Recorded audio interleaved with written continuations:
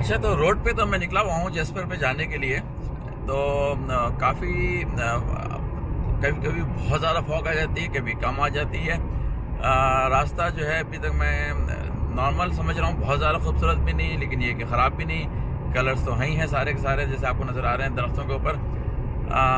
लेकिन ये कि एक प्रॉब्लम थोड़ी सी ये हो गई, कैलकुलेशन गलत हो गई सारी, कि कब निकलूँ और कब पहुँचूँ और उसके बाद अगली जगह पे मुझे कब पहुँचना है। मैंने जिस चीज़ को काउंट नहीं किया, मतलब उसको याद मुझे नहीं रहा कि जैसे अमेरिका में डिफरेंट जगहों पे जाते हुए टाइम चेंज हो जाता है। कि यहाँ पे जब मैं रहता हूँ, जहाँ पे कैलिफोर्निया में, वो पैसिफिक टाइम कहलाता है, फिर माउंटेन, फिर जो है ईस्ट कोस्ट का टाइम अलग होता है। मतलब अमेरिका के कोने से दूसरे कोने तक पहुँचने में तकरीबन 3 घंटे का डिफरेंस आ जाता है। कि अगर कैलिफोर्निया में सुबह के 9 बजे हैं तो न्यूयॉर्क में दोपहर के 12 बजे होंगे। They are ahead of us basically. तो यही सिचुएशन ये रही कि यहाँ पे जब मैं सुबह को निकला तो मैंने कहा कि अच्छा जी, इतनी देर की ड्राइव है। मैंने सिर्फ ड्राइव को काउंट किया कि मैं इतने बजे निकल रहा हूँ घर से और इतनी देर की ड्राइव है तो मैं इतने बजे पहुँच जाऊँगा। लेकिन ये नहीं सोचा कि मैं एक प्रोविंस से दूसरे प्रोविंस को क्रॉस कर रहा हूँ और एक टाइम जोन से दूसरे टाइम जोन को क्रॉस कर रहा हूँ, तो 1 घंटा मेरा बीच में ख़त्म एकदम से उड़ जाएगा। तो एक तरह से मैं देर से अब पहुँचूँगा जहाँ मैं जा रहा हूँ, और वहाँ से फिर देर से अपने दूसरी जो नेक्स्ट नाइट जहाँ मुझे स्टे करनी है वहाँ पे भी मैं देर से पहुँचूँगा। काइंड ऑफ नहीं, बिल्कुल अंधेरे में पहुँचूँगा, क्योंकि मेरा अपना ख्याल ये है कि मैं हाल में 9 PM के आसपास मैं पहुँचूँगा अपनी दूसरी जगह पे जहाँ मुझे ठहरना है। तो फॉगी एरिया चल रहा है, सुबह का टाइम है, वैसे तो इतना बहुत सुबह भी नहीं है।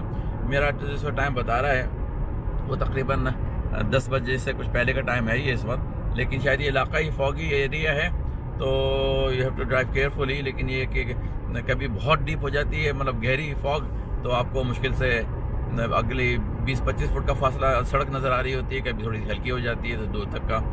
तो यही खूबी भी है और यही थोड़ी सी मुश्किलात भी हैं कि बीच में जो है वो घर है, उनकी चिमनियों से कभी कभी आग निकलती हुई नज़र आ रही होती है, मतलब आग नहीं, सॉरी, धुआं निकलता हुआ नज़र आ रहा होता है, तो वो भी इस मंज़र को और अच्छा कर देता है। तो देखिए आगे के मंज़र क्या होते हैं। लेकिन ये कि अभी तो मैं ड्राइव कर रहा हूँ जैसपर की तरफ, जो कि हाइट के ऊपर है। वहाँ पे बर्फ़ जो है वो कल पड़ चुकी है, और आज का दिन उन्होंने दिखाया वेदर वालों ने कि आज के दिन में बर्फ़ नहीं है।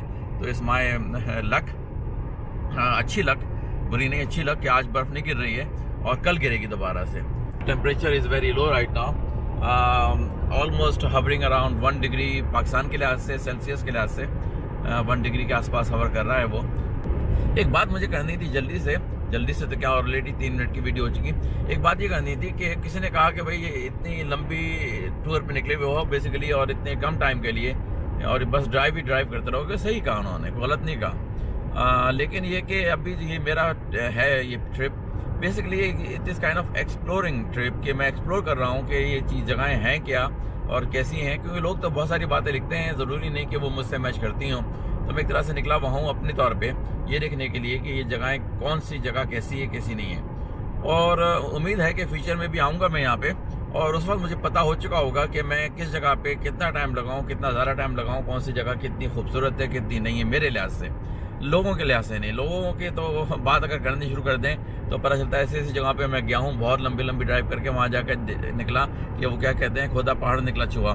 तो वो तो खैर किसी के और की बात पे भरोसा कर लेना, ऐसी खूबसूरत जगह है वो, उसकी अपनी नज़र है, और कुछ लोग तो हर जगह को ही खूबसूरत कह देते हैं। तो ये है मेरा टूर का मकसद जो था, वो ये नहीं था कि मैं बड़ा ही वो एक्सप्लोर तो कर रहा हूँ, इंजॉय भी कर रहा हूँ, लेकिन मुझे अंदाज़ा हो रहा है, और लोगों से जहाँ पे ठहरता हूँ लोगों से बातें भी करता हूँ, जो लोग होस्ट मुझे कर रहे हैं अपने घरों पे एयरबीएनबी पे, उनसे भी बातें होती हैं कि ऑब्वियसली पूरा कनाडा जो है वो इतना खूबसूरत तो नहीं है जितना मैंने एंजॉय किया है। तो वो दे हैव सजेस्टेड समथिंग कि तुम ये जगह ज़्यादा टाइम लगाओ, वो जगह कम टाइम लगाओ, तो आई एम टेकिंग सम।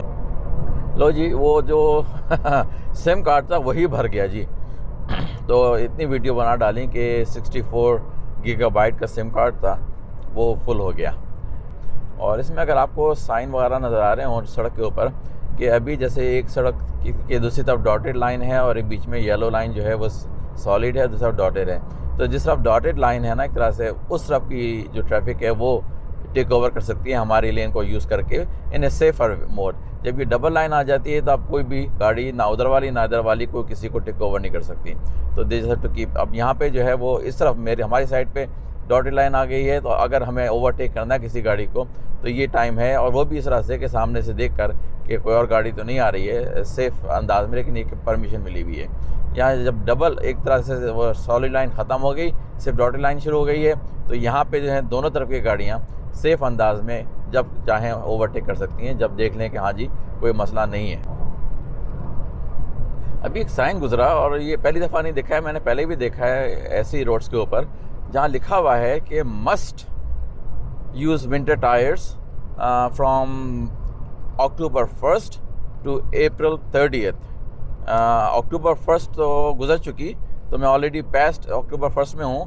तो ये जो कैनेडियन रूल है कि मस्ट यूज़ स्नो टायर्स, सीवीए पैसेंजर गाड़ियों के लिए है बेसिकली, मतलब एसयूवीज़ और गाड़ियाँ कारें वगैरह जो हैं, ट्रक्स के लिए तो स्नो टायर्स अभी नहीं होते, तो उसके लिए दूसरा साइन बिल्कुल बराबर में लगा होता है कि अगर ये लाइट फ्लैश कर रही हो यहाँ पे, तो यहाँ पे जो ट्रक्स ड्राइवर्स हैं वो सारे के सारे अपनी चेन लगा लें अपने टायर्स में, क्योंकि उसका मतलब है कि स्नो गिरी हुई है काफ़ी और ख़तरनाक वाली स्नो। तो आई हैव नो आइडिया कि मुझे जो है वो मैं कोई रूल ब्रेक कर रहा हूँ यहाँ पे या नहीं, क्योंकि मेरे पास तो गाड़ी में स्नो टायर्स नहीं है, मैं तो कैलिफोर्निया वाला हूँ, तो मेरे पास तो ऑप्शन नहीं है। तो मुझे नहीं पता कि कुछ रोक के चेक करेगा नहीं करेगा, तंग करेगा, लेकिन ये कि I have seen it few times and I every time जब भी देखता हूँ साइन को कि मस्ट वाला जब लिखा होता है ना, कि ये नहीं रिकमेंडेड नहीं है मस्ट, तो मैं सोचता हूँ कि ऐसा कुछ है कि यहाँ पे किसी पुलिस वाले जो हैं रोक के चेक करेंगे हमारे स्नो टायर हैं या नहीं है।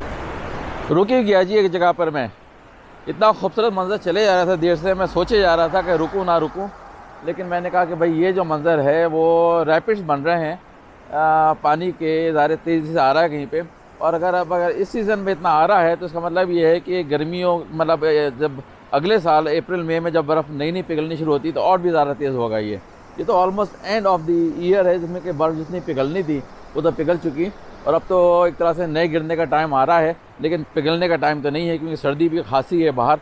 लेकिन ये कि ये रिवर जो है वो काफ़ी शोरीदा है, और अगर टाइम होता तो मेरे पास यहाँ पे अपने चाय वाय लेके मैं बैठ के आराम से इसकी आवाज़ को एंजॉय करता। ट्रैफिक की साउंड भी है साथ में, लेकिन ये कि बेसिकली पीछे होता हुआ दूर तक चला जा रहा है ये रिवर। तो नॉट श्योर कि यहाँ पे कनाडा में रिस्ट्रिक्शन बहुत ज़्यादा लग रही है ड्रोन को उड़ाने की। जहाँ कहीं भी मैंने उड़ाने की कोशिश की है, ऑलवेज़ गेट ए साइन के जी आप यहाँ पे उड़ा नहीं सकते। तो मुझे नहीं पता कि यहाँ पे भी ड्रोन उड़ाने की परमिशन होगी या नहीं होगी, but it's a beautiful river. Let me see if I can capture it from the air. Okay.